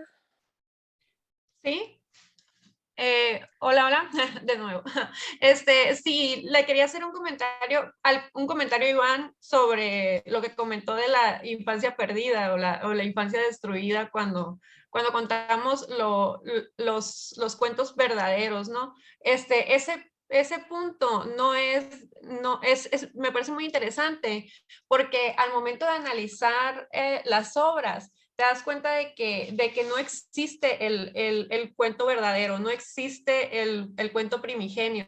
Tenemos aquí una hemos evolucionado y tenemos una diferencia, un momento oral mucho más antiguo.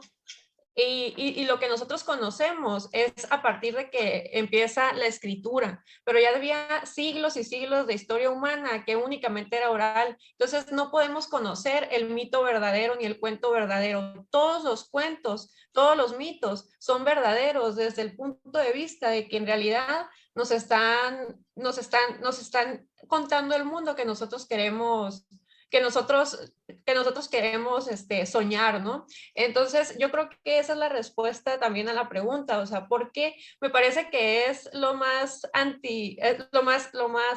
poderoso de este libro y de los libros que proponen que el mito es similar en todas partes, porque eso nos deja más claro que nuestro cerebro es, independientemente de nuestras diferencias físicas, de nuestras diferencias de colores, de origen, etcétera.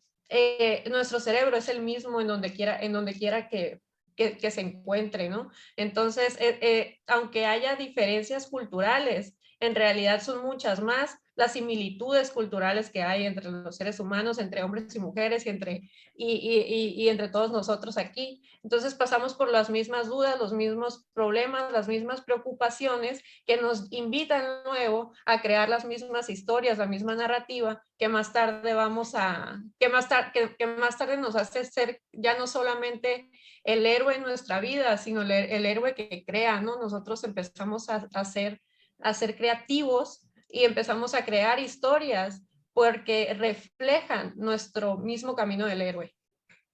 Nos vemos identificados con ellos. Ok, gracias. Gracias, Bárbara. Norma. Nos quedan 5 minutos, 15 minutos. Ok. Muchas gracias, Rebeca. Sí, para continuar un poco con esos comentarios del profe Pancho y de Bárbara, y también con la pregunta que nos planteó el profesor Llanes, pues sí, no la podemos responder, pero el profe Llanes mencionaba esta necesidad de también una explicación histórica. Y es cierto, Campbell no la da, porque bueno, sabemos que no, aparentemente no era su propósito, pero pareciera que vislumbra él esta necesidad cuando dice que él se refiere a algo así como mitologías populares en el sentido de no desarrolladas, aquellas historias que fueron cortadas por motivos coloniales. Entonces, y eso se me hizo muy interesante porque entonces él sí es cierto que tiene una visión eurocéntrica y habla de las grandes civilizaciones y los grandes relatos refiriéndose a la mitología griega, pero es cierto también que, como dice Ernesto, respeta el mito y hace este reconocimiento de ciertas historias que se cortaron, pues que no se conservaron en su totalidad o que llegan a nosotros en un esquema muy sencillo, quizás debido a la colonización, ¿no? En distintas regiones. Y yo también me hago esta pregunta también que se hace el profesor Llanes, que se hacen ustedes también. Y sí me llama la atención, pues sí veo esta necesidad también histórica de explicar el mito desde un enfoque histórico, como menciona el profesor Llanes, porque así como decía el profesor Pancho, pues los héroes de los mitos son héroes varones. Y por ejemplo, no puede ser tampoco coincidencia que en la mayoría de las culturas haya un padre varón, un padre masculino que sea el dios superior, siendo que hay una madre creadora en todas las culturas y que hay diosas femeninas pues en todas las culturas. Ajá. Entonces quizás este hecho de que la mayoría de los héroes sean varones tiene que ver con... tiene que ver con los mitos que se ha decidido conservar. Y lo digo porque no tengo ahorita aquí la fuente concreta, la voy a buscar, pero por allí me tocó ver una vez que la versión que tenemos de Caperucita Roja es una versión, ya sabemos que todos los cuentos folclóricos no llegan a nosotros tras muchas reformulaciones, pero que el cuento de Caperucita Roja, en donde el cazador la rescata, es una versión más nueva, ¿verdad? Hay otras donde se termina en que el lobo las devora, pero se dice que hay una versión más antigua en la que Caperucita Roja no es devorada por el lobo, sino que lo engaña. Que el lobo se come a la abuelita y que además el lobo le invita a Caperucita Roja a comer de la carne de la abuela y que Caperucita ingiere esa carne. Y que la explicación de esto está en que no se trata de fomentar el canibalismo, sino que esto es una representación simbólica de que Caperucita va a sustituir al ancestro, que es la abuela. Y después de que se comen al ancestro, después de que ella se erige como el adulto, pues la adulta que va a continuar allí la vida o el mundo, ella engaña al lobo y se escapa por una ventana. Y entonces ese acto es como la forma en la que ella crece, pues es su madurez como adulto, es su entrada al mundo adulto, porque sabemos también que la Caperucita Roja se dice que es una representación de la menstruación, ¿no? Y que el no hablar con extraños tenía que ver con esta entrada a la madurez sexual, por lo menos del cuerpo, y esta entrada pues a estos mecanismos de seducción y de engaño que se pueden prestar en la sexualidad. Entonces, ¿qué pasa con esa Caperucita Roja? ¿Por qué no tenemos esa historia? ¿Por qué no tenemos esa historia en la que la heroína se erige a sí misma como salvadora de sí misma y en la que asume pues esas fuerzas que los ancestros le transmiten? Entonces, ahí es donde yo veo pues entonces también, qué bueno que lo mencionó usted, profesor Yanis, esta necesidad también de la explicación histórica de los mitos, ¿no?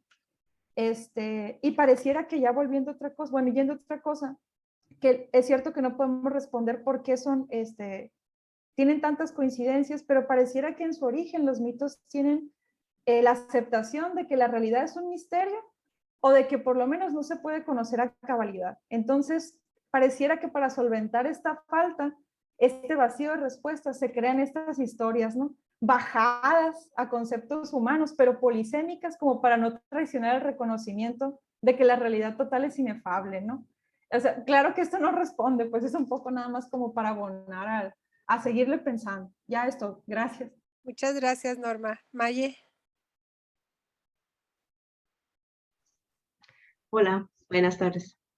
Escuchando a Norma, me hace pensar, bueno, a Norma y a Bárbara, me hace pensar primero, si me voy a lo que dijo Bárbara, como la Cenicienta y ese mito el mito de la Cenicienta y de ella misma como una transformación, una heroína, no sé si era heroína, ¿verdad? Disculpen mi ignorancia, pero resulta que en muchas se ha extrapolado al cine y se ha extrapolado a una visión adulta donde precisamente pareciera que alguien requería de ser salvado.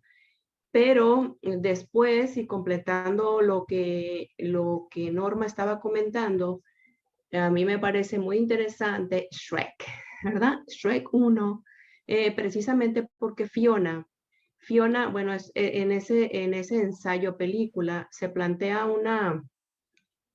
un rompimiento de la imagen tradicional del héroe. Y entonces la indefensa dulce princesa definitivamente no necesitaba al héroe para transformarse y erigirse ella misma como protagonista de su propia vida. Y en ese sentido es que comparto lo que dice Norma, en el sentido de darle una visión distinta en el caso de la mujer, cómo se estructura en un hacerse y rehacerse en la sociedad, y que plantea precisamente, bueno, porque yo creo que el héroe tiene un papel, ¿no? Digo, ¿cuál es el papel del héroe? ¿Para qué estudiar al héroe? ¿Y qué función tiene la sociedad? ¿Y de qué nos va a servir a nosotros seguir a un héroe? ¿Y por qué tenemos que seguirlo? ¿No? En ese sentido, me surgen esas ideas, y de acuerdo también con lo que dijo Igmar, de que somos sumamente individualistas porque nos queremos seguir a nosotros mismos. Yo creo que no está de todo mal, Igmar, crearnos nosotros ser nosotros nuestros propios héroes, porque ser héroes de nuestra propia vida, digo, creo que vivimos finalmente la reflexión sobre el ser héroe, no, y seguirlo, no. O sea, ¿a quién tenemos que seguir o por qué? ¿Cuál es el modelo que se tiene que realizar, bueno, pues tiene que ser un héroe que nos convenza de que lo que se está haciendo es realmente algo que va a servir a mí como individuo y a la sociedad. Entonces, me parece muy interesante el tema. Creo que lo que han presentado ha sido muy constructivo, pero yo lo llevaría también a ese cuestionamiento, ¿no? No nada más que los mitos, no todos los mitos, también coincido con Norma en que no todos los mitos son nada más de hombres, también están las mujeres y las mujeres también se rehacen. Y entonces, bueno, esa es mi aportación. Yo creo que hay unas ideas aquí que pueden ayudar a aterrizar o sea, ¿para qué pensar sobre el héroe? O sea, ¿para qué? ¿Por qué estamos aquí pensando sobre el héroe? ¿De qué sirve? ¿Hacia dónde nos lleva? ¿Cuál es el aspecto práctico, humano, social que nos va a llevar? O sea, entender a la figura que se ha escrito y que se ha idealizado, o entenderlo en nosotros mismos como la sociedad, de a quién seguimos y por qué seguimos. Y quiénes son los héroes que se han construido a sí mismos. Digamos, ahora hay youtubers, por ejemplo, que se quieren convertir en héroes de alguien, ¿no? Y tener miles de fans y seguidores. Finalmente, esa es una construcción de una imagen, pero no entraría finalmente en una caracterización de aquello que nos presentó el profesor Yáñez en todo ese trayecto de dificultades en donde tiene que sufrir y luego renace y crece y surge de nuevo. Entonces, sí, yo creo que esa sería para mí es la pregunta y la reflexión de esta tarde. Muchas gracias. Gracias, Maye. Y sí, o sea, es como te lo cuentes, ¿no? También siguiendo con esto, Norma. O sea, yo me acuerdo con mis hijos, la Caperucita Roja, me acordé por la referencia que hiciste. O sea, la mamá de la Caperucita Roja no nomás se iba y la dejaba ahí. O sea, la mamá de la Caperucita Roja, en mi versión, se iba a trabajar porque yo me tenía que ir a trabajar. Entonces, ese era el cuento que yo les contaba a mis hijos. Y como yo soy bióloga, el lobo jamás fue asesinado. O sea, al lobo se lo llevaban lo llevaban a un centro de protección de la vida silvestre, ¿no? Entonces, o sea, todo es como te quieras contar el cuento, ¿no, Maye? O sea, ¿quién cuenta el cuento? ¿Quién es el héroe, no? Entonces, en ese sentido, pues así, ¿no? Tampoco era un leñador, pero bueno, eso les cuento después. Bárbara. Sí, muchas gracias a la maestra Maye por el comentario. Me pareció muy atinado, muy interesante. Y es que yo creo que la respuesta aquí es que el héroe, en el mismo título que nos ponen, el héroe de las 1000 caras, es precisamente porque tú eres el héroe en su historia.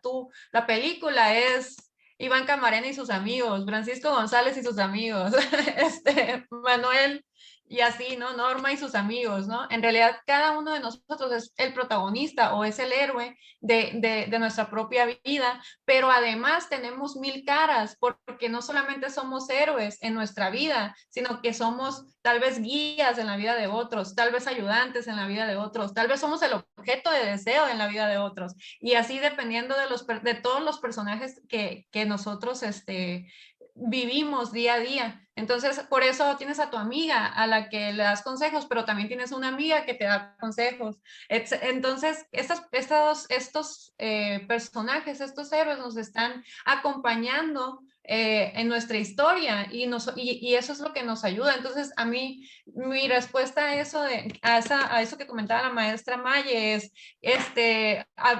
a veces nos damos cuenta, o sea, te puedes dar cuenta en ocasiones que estás dejando de ser el héroe de tu propia vida, que estás dándole el heroísmo a alguien más, o tal vez te estás dando cuenta de que pudieras tú ser un ejemplo, ser un apoyo, un anciano sabio para alguien más, y tú no lo sabes, a veces no te das cuenta de qué tanto ayudaste a alguien porque resulta que el anciano sabio puede ser joven, puede ser un niño, puede ser tu mascota, puede ser quien sea, puede ser tu hija, puede ser tu abuelita. Entonces, ese héroe de las mil caras es al mismo tiempo guía, sombra, ayudante, objeto y todo lo que comentaban. También muy importante mencionar que este libro de Campbell está, ay, ya me aventé la hora, que este libro de Campbell está siguiendo mucho a Carl Jung, cuando Jung ya se había separado bastante de las ideas de Freud. A Freud no le encantaba estos últimos pensamientos que tuvo Jung, porque se fue un poco más hacia lo místico y hacia lo mágico, y mientras que Freud quería ser científico completamente, ¿no? Entonces, toma muchísimo de la tradición de Jung, Joseph, y ahí podemos ver, o sea, también Jung tiene su propuesta de viaje del héroe muy compleja, muy, muy difícil de comprender, de verdad, todavía no me he metido en esa bronca, pero bueno, muchas gracias por escuchar y hasta ahí mi reporte. Gracias, Bárbara. Iván. Sí, yo también iba a contestar y me encantó la respuesta, Bárbara, definitivamente por ahí va, y sí hay una cuestión práctica en todo eso, en calarlo, pues en ponerlo aquí en la vida, pues porque son guías, pues a final de cuentas, y tanto los youtubers misteriosos esos o banales y triviales que vemos por ahí, como los docentes, como los abogángster, incluso como los narcos, no hay una función social, no hay una profesión que no pueda verse vista desde el viaje del héroe y ahí su trascendencia, pues artista, científico, ya, o sea, quedó claro, pues a todos los seres humanos, independientemente de que nos queda esta estructura, tanto en la subjetividad como en la supuesta objetividad comunitaria. Y pues ya nos dimos a la tarea de rebasar el tiempo. Estaría bien que pudiera despedir ¿hay otro comentario, Rebeca? Maribel. Maribel, pues Maribel, si quieres comenta tú y me regresas la palabra para despedir la sesión, dado que ya es la una, pues ya hay que echarle papa al espíritu. Sí, nada más rapidito, todas las opiniones me parecieron muy interesantes, me gustó mucho la reflexión de la maestra Maye y de Idman, perdón, creo que sí se llama, me gustó así como ya de que como estamos en una época ya de la individualidad y eso, pues ser nuestros propios héroes, ¿no? Por supuesto, la reflexión de Bárbara se me hizo muy, muy interesante, estoy de acuerdo y muy, muy buena.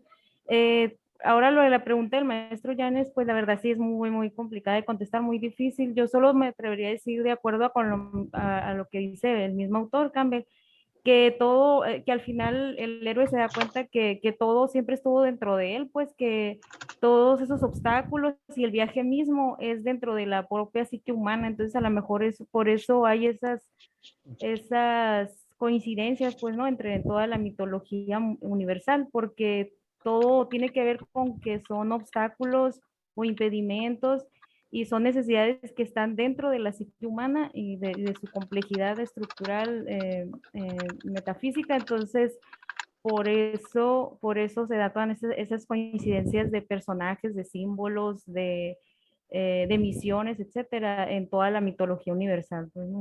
Sería lo que yo agregaría. Ok, gracias. Iván. Muchas gracias.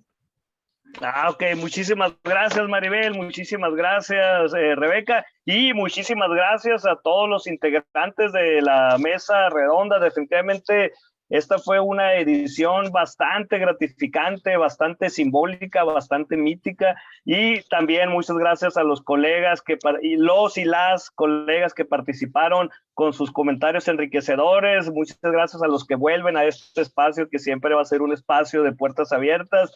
Me quedo con todos los comentarios, todas las opiniones, pero definitivamente sí hay que tratar de aterrizar en términos prácticos y concretos lo que el mito nos enseña, porque es una dimensión que no vamos a poder superar, dado que hay investigaciones, ensayos y propuestas que nos hablan también de pues el mito de la economía, el mito del capitalismo, el mito del Estado, todo tiene su mito, todo tiene su abordaje del mito, simplemente hay que superar esa concepción del mito como mentira, pues no como simple y van a mentir, ya sí, van a mentira, ya que a final de cuentas es una verdad subjetiva y como tal es una verdad apasionada, pues que resuena en todo nuestro ser. Sí, de alguna manera también no, los mitos no son una explicación racional como tal, pues no, porque en un momento dado nos dice Campbell que atender los mitos es atender esa luz, ese impulso lumínico que la razón no puede llegar. Pues de hecho el mito va más allá de la razón y esa es su trascendencia y por eso conectan con las imágenes arquetípicas que después nos devuelven socializados los símbolos pues los símbolos que las encarnan, pues, ¿no? Entonces, por ahí va, pues, el mito nos une, nos integra, nos diferencia, nos explica y nos constituye definitivamente como humanidad, como especie. Por ejemplo, en las extensiones interiores del espacio exterior, Joseph Campbell nos cuenta que los sueños provienen de los movimientos interiores del cuerpo, que después al ser simbolizados se socializan y se vuelven comunitarios. De ahí que en un movimiento circular sea la comunidad la que después provee los sueños con los que los individuos sueñan y se sueñan, pues, ¿no? Entonces es un movimiento, es una dialéctica entre el individuo y la sociedad insuperable, entre la razón, entre el pensamiento racional y la sensibilidad estética. Finalmente voy a despedir esta sesión con unas palabras de Jung que ha sido tan citado, pues no, de hecho Jung y su idea de los arquetipos simbólicos del inconsciente colectivo pues se encuentra en el núcleo que después se ramifica, pues no, que después le permite a los mitólogos trabajar de una manera operativa, pragmática y no delirante, porque lo que enseña el mito es, a final de cuentas, el origen humano. Entonces, las palabras de Jung: el sueño es una pequeña puerta oculta a los recovecos más íntimos y secretos del alma, una apertura a la noche cósmica que ya era psique mucho antes del surgimiento de la conciencia del yo y que seguirá siendo psique sin importar cuánto se amplíe nuestra conciencia del yo, ya que toda conciencia del yo es aislada, separa y discrimina, solo conoce particularidades y solo ve lo que se relaciona con el yo. Su esencia es limitación, aunque logra alcanzar las más lejanas nebulosas entre las estrellas. Toda conciencia tiende a la separación, pero en los sueños nos revestimos de similitud, de nuestro ser más universal, más verdadero, más eterno, que mora en la oscuridad de la noche primordial. Allí el hombre es todavía la totalidad, y la totalidad vive en él, indistinguible del resto de la naturaleza y desprovisto de todo sentido del yo. De ahí que todo en ese punto sea unidad. Y esto, según, claro está, desde la insuficiencia y la desmesura con la que apenas alcanzan nuestras palabras a decir algo sobre la complejidad aún desbordante de lo real universal que pareciera hallar en el orden implicado de un falso vacío preexistente, las fluctuaciones cuánticas potenciadoras de esta gran noche cósmica que nos antecede y nos rebasa gracias al omnipresente sueño de la totalidad que nos sueña para que nosotros lo sigamos soñando a través de esta verdad apasionada que nos lleva a la fusión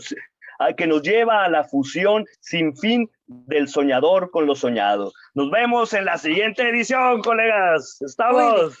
Muy bien, muchas gracias, Iván. Y sí, terminamos. Gracias a todos los que participaron, los que presentaron este interesantísimo texto. Y nos vemos el próximo 9 de octubre con la conferencia dentro de nuestro ciclo del Seminario Permanente de Filosofía. El tema será el proceso de comunicación de la ciencia, de los proyectos tecnocientíficos, desde el punto de vista de la filosofía de la ciencia, y lo presentará la doctora Gabriela Frías. Entonces los esperamos aquí próximamente. Muchas gracias.